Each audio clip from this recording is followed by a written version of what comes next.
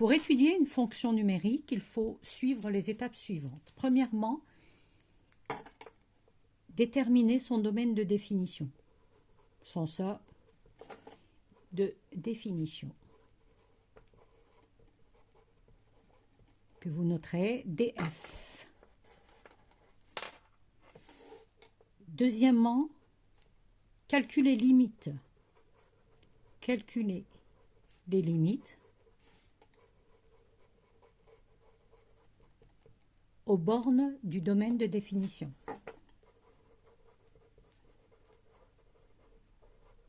Aux bornes, j'écrirai seulement DF. Vous avez compris.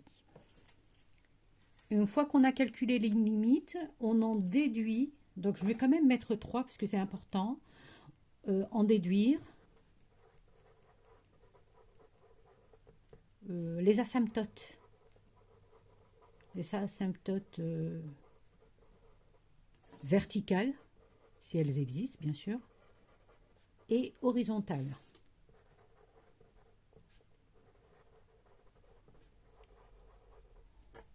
Alors, on part du principe que si la limite de f de x, quand x tend vers a avec des valeurs inférieures ou supérieures, est égale à plus ou moins l'infini, donc là, on en déduit que c'est une asymptote verticale. Donc, asymptote verticale. Si la limite de f de x, quand x tend vers plus ou moins l'infini, est égale à une constante que l'on notera b, c'est un réel. Je vais écrire b appartenant à R. Il peut être égal à 0. Donc là, on est face à une asymptote horizontale. D'autres asymptotes existent, mais elles sont hors programme. Maintenant, une fois qu'on a calculé, plutôt déduit les asymptotes verticales et horizontales, donc on se penche sur le domaine de dérivabilité. Le domaine de définition et dérivabilité peuvent être différents, surtout dans le cas des racines carrées, d'accord, que j'appellerai D2, dérivabilité. Une fois le domaine de dérivabilité calculé ou déterminé, généralement on le détermine, donc là on calcule la dérivée de la dérivée f' de x. Sixièmement,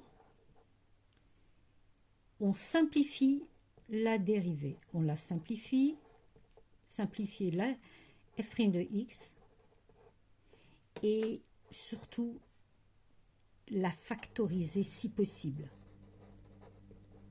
au maximum. Je vais mettre ça dans le 6. 7. Alors là, celle-là, c'est vraiment très important. Résoudre f' de x égale 0. Donc, résoudre f' de x égale 0. Les valeurs qui annulent cette dérivée sont les extrémums de la fonction. On appellera ça les extrémums de la fonction. Résoudre f' x égale 0. Les valeurs qui annulent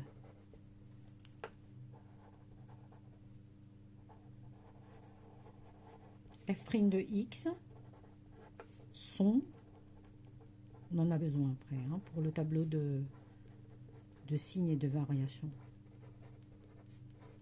de f de x. Une fois qu'on a trouvé les valeurs qui annulent f' de x, on peut ne pas en trouver. D'accord? Donc ça, il faut le souligner aussi. Les valeurs qui annulent si elles existent. Une fois qu'on a trouvé ces valeurs, on établir un tableau de signes. Ça, il faut le faire, hein, dans tous les cas. Un tableau de signes pour qui? Pour f' de x. 9. Une fois qu'on a établi un tableau de signes, établir un tableau de variation. Généralement, ils sont collés l'un à l'autre. Variation pour f de x. Puis après, il est important aussi, pourquoi pas, d'étudier la position relative des asymptotes par rapport à la courbe C de f. Et aussi calculer la dérivée seconde. F'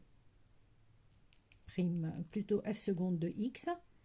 La résoudre aussi, résoudre l'équation f' de égale 0. Pour en déduire quoi?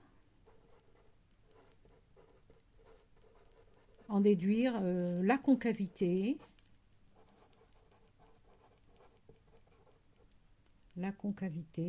et convexité de la fonction par rapport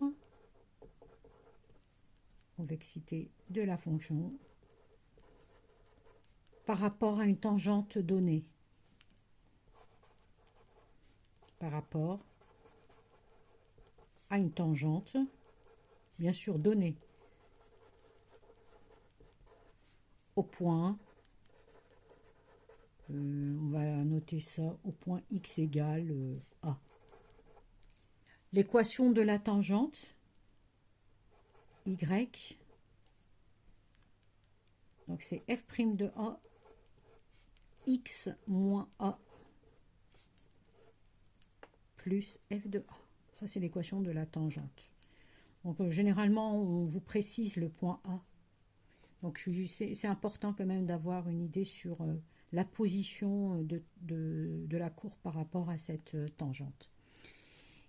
Et après, finalement, on peut imaginer l'allure de la courbe. Et maintenant, franchement, il y a des calculatrices qui le font vraiment à votre place.